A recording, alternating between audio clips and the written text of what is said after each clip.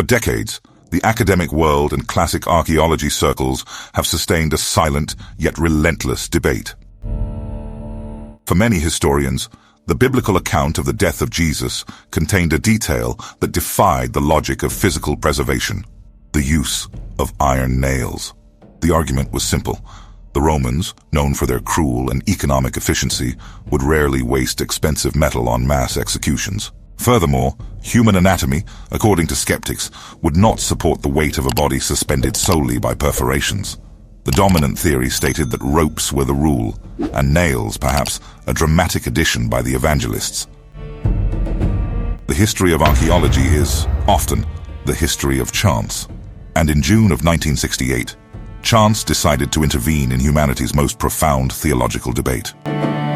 Jerusalem is a city built upon layers of secrets. In the Givat HaMivtar neighborhood, north of the old city, excavators were working on a routine housing project.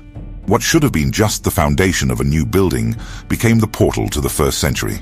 The ground gave way, revealing a burial cave carved into the limestone rock.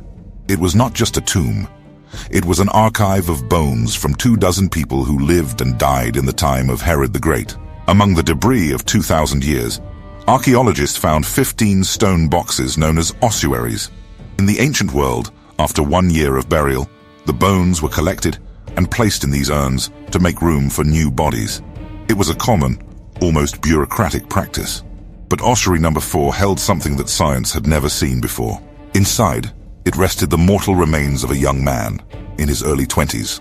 His name was engraved on the side of the stone, Yehohanan. But it was not the name that paralyzed the investigation team. It was the right heel bone. Going through the calcaneus bone from one side to the other was an oxidized iron nail, 11.5 centimeters long. This was no ordinary artifact. It was the first, and to this day, one of the only direct physical pieces of evidence of a Roman crucifixion in the world. The object that skeptics said did not exist was right there, tangible, embedded in the bone of a man who died in the same way as the most central figure in Western history.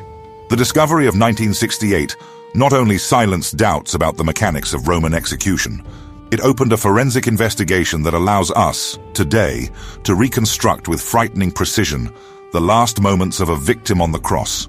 If you are fascinated by how the earth reveals secrets that confirm or challenge what we know about the past, this is the moment to join us.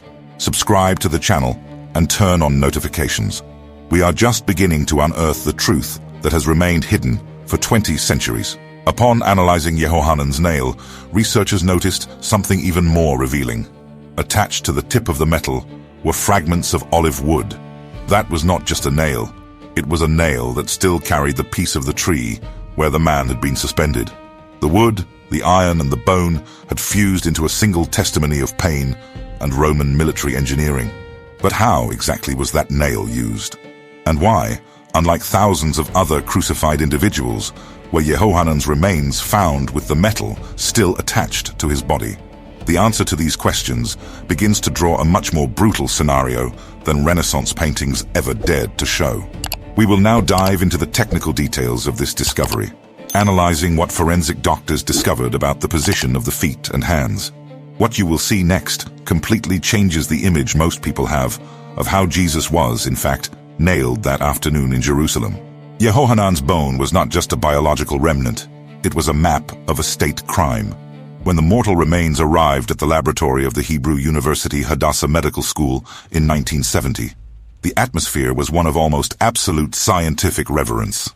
Forensic anthropologist Dr. Nico Haas was the first to face what the iron had done to human anatomy.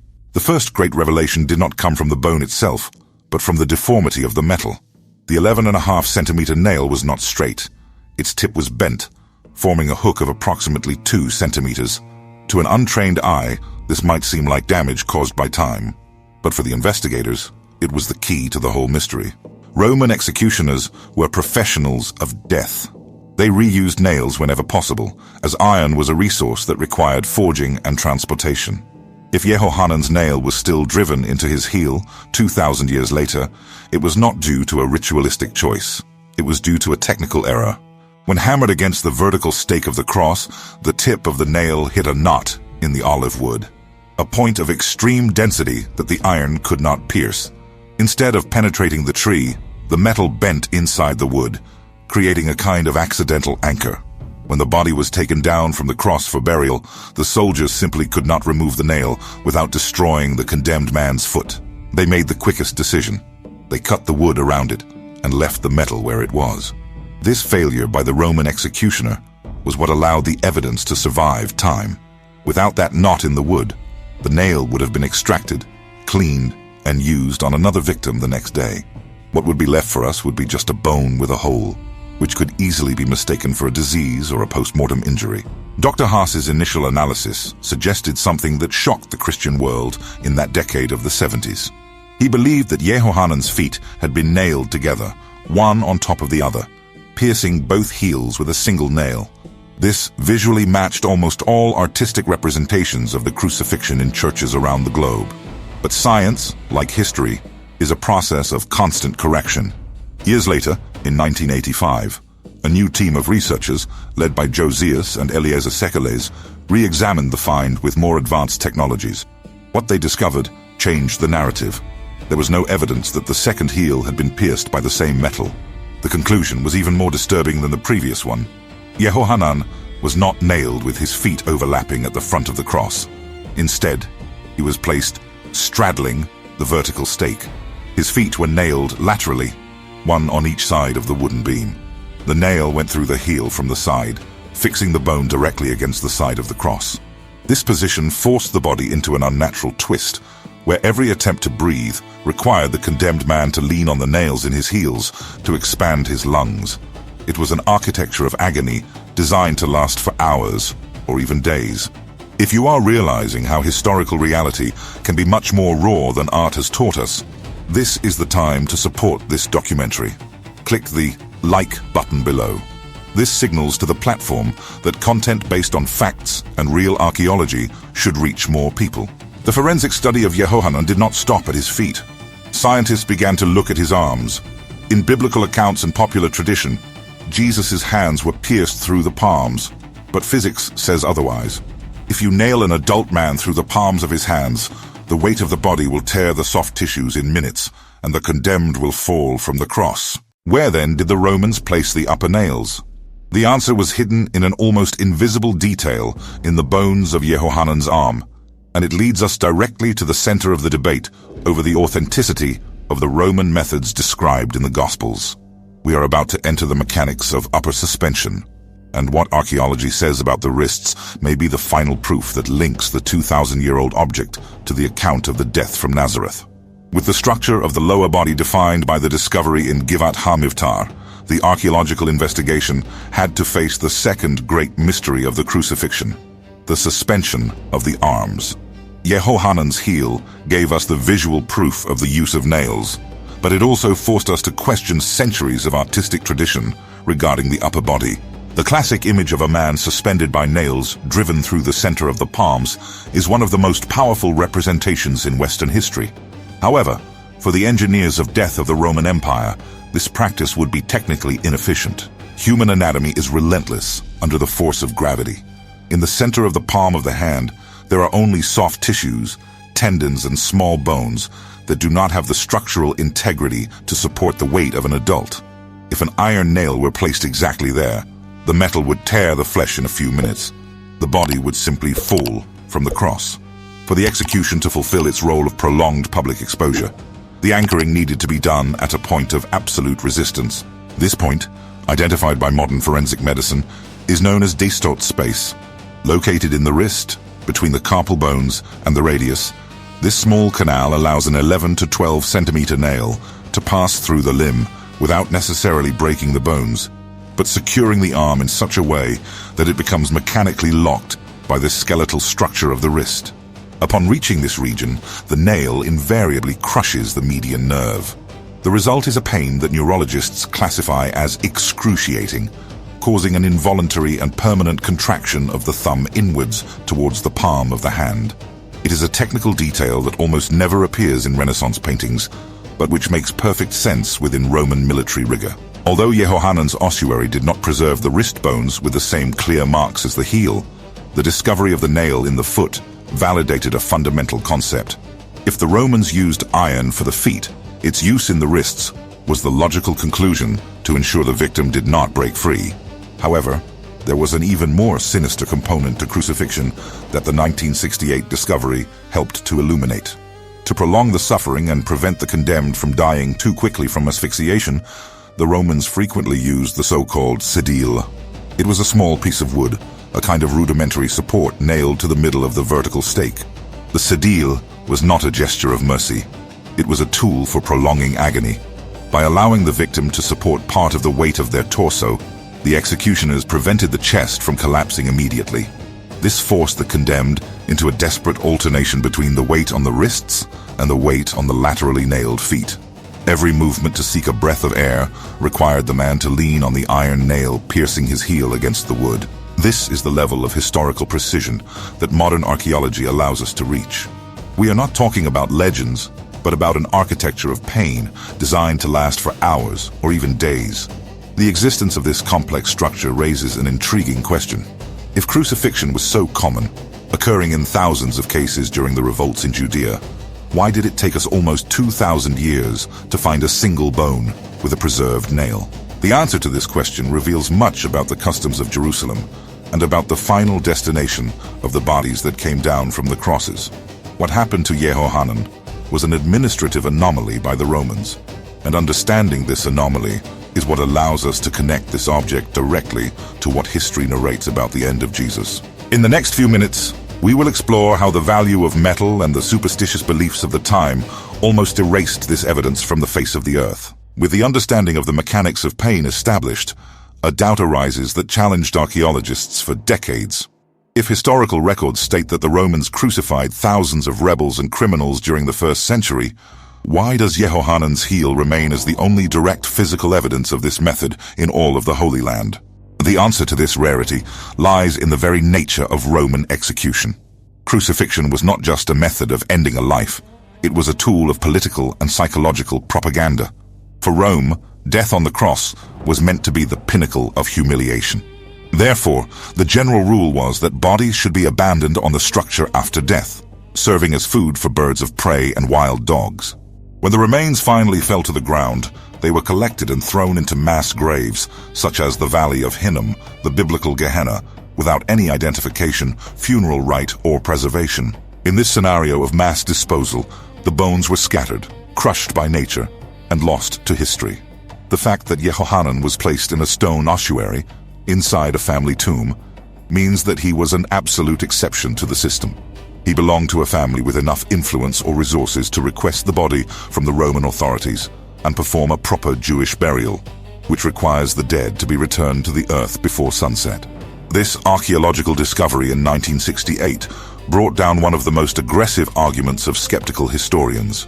For a long time, it was claimed that the biblical account of Joseph of Arimathea, the man who asked Pilate for Jesus' body to bury him in a private tomb, was a later invention. The argument was that the Romans would never hand over a crucified man for a dignified burial. Yehohanan's heel proved otherwise. The 2,000-year-old object confirmed that permission for the burial of an individual executed by the empire was, under certain conditions, a legal reality in Judea. But there is a second, even more pragmatic reason for the scarcity of these finds: the value of iron. In the 1st century, iron was a precious material, difficult to forge and widely recycled. Almost all crucifixion nails were removed from the bodies to be reused or transformed into other tools. Furthermore, there was a superstitious belief that a nail that had taken a man's life possessed mystical properties. In antiquity, these metals were coveted as amulets to cure diseases or ward off evil spirits. If Yehohanan's nail survived to be studied by modern science, it was solely due to the technical defect that occurred at the moment of execution. As we have seen, the metal bent in such a way inside the knot of the olive wood that it became impossible to extract without completely fragmenting the calcaneus bone. For the family that performed the burial, the integrity of the skeleton was a theological priority, linked to the belief in the resurrection. They made the decision to bury the man with the tool of his torture still embedded in his body.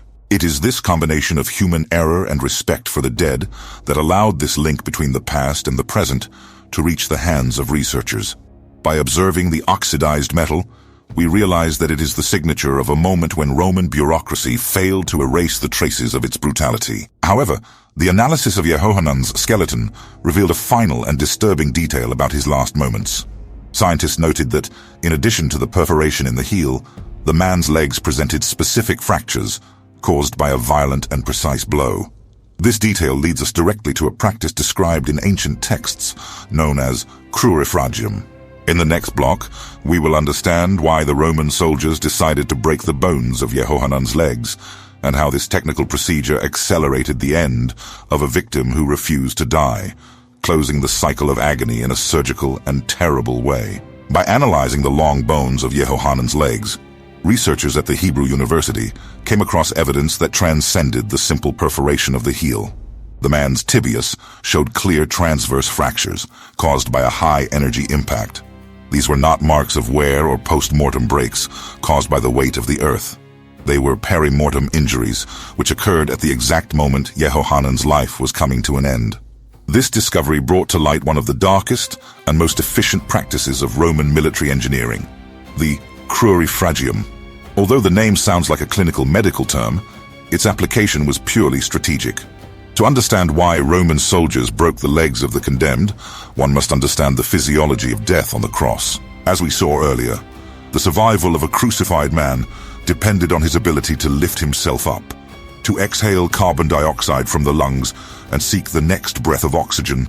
The victim needed to support their entire weight on their nailed or tied feet, relieving the tension on their arms and diaphragm.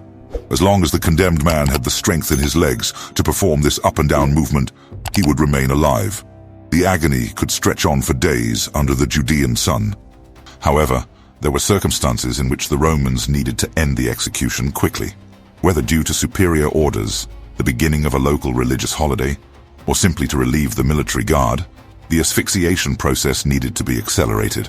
The Crurifragium was the method to ensure death occurred in a matter of minutes. With a sharp and violent blow from a wooden club or the shaft of a spear, the soldiers shattered the leg bones below the knees. Without the support of the tibias and femurs, Yehohanan's body became a dead weight, suspended solely by the wrists. The ability to rise to breathe was instantly nullified. The intercostal muscles failed, the lungs collapsed, and the heart, overloaded by the lack of oxygen, stopped beating. This archaeological detail is one of the most impactful points of the entire discovery in Givat HaMivtar. It establishes a direct bridge with the text of the Gospel of John, which describes the Roman soldiers breaking the legs of the two men crucified next to Jesus so that their bodies would not remain on the cross during the Sabbath. The biblical account states that upon reaching Jesus and realizing he was already dead, they decided not to break his legs, fulfilling an ancient prophecy that said none of his bones would be broken. Until 1968, the Crurifragium was seen by many critics merely as a literary device to emphasize brutality or the fulfillment of prophecies. Yehohanan's bones silenced that doubt. The impact marks on the legs of the man from 2,000 years ago confirmed that this was a standard procedure, a Roman technique of mercy that was, in truth, the final blow of a systematic torture. The analysis of these fractures also revealed something about the executioner.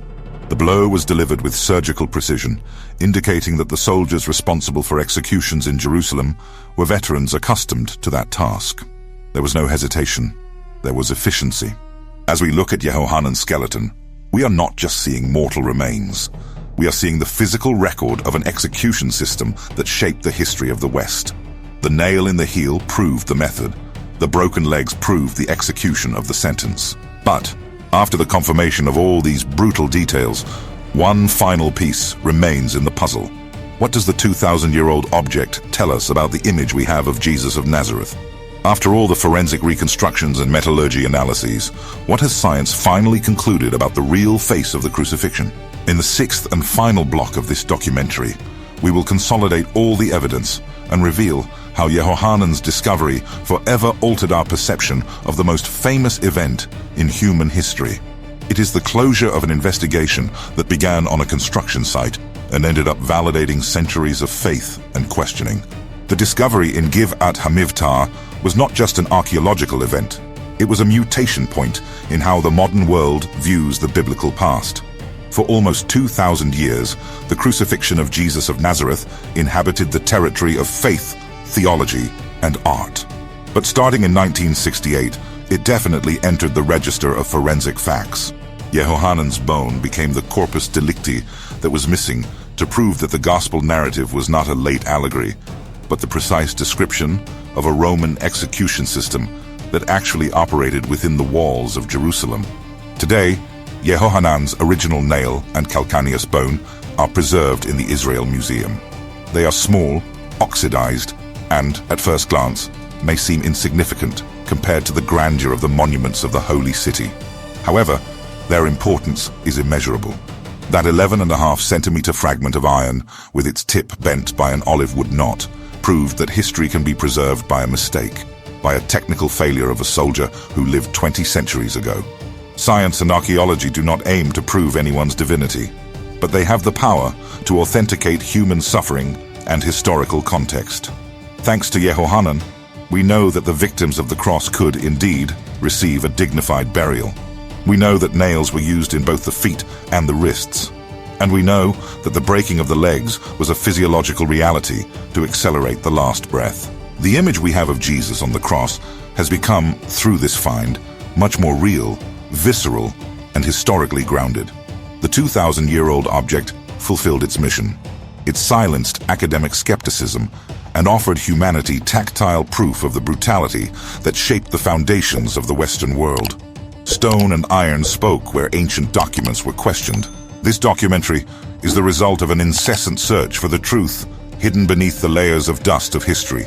If you believe that serious archaeology is the best tool for understanding our roots and the events that defined humanity, your presence here is fundamental. Do not let this knowledge stop with you. If this content has added value to your view of the past, subscribe to the channel and turn on the notification bell. We produce deep investigations like this regularly, always focused on real evidence and professional analysis. Leave your comment below. How does this archaeological discovery change your perception of biblical accounts? Can science and faith finally walk together through archaeology? Like this video to help us reach more people passionate about history and mystery. Thank you for accompanying us on this journey to the center of Jerusalem 2,000 years ago. See you in the next documentary.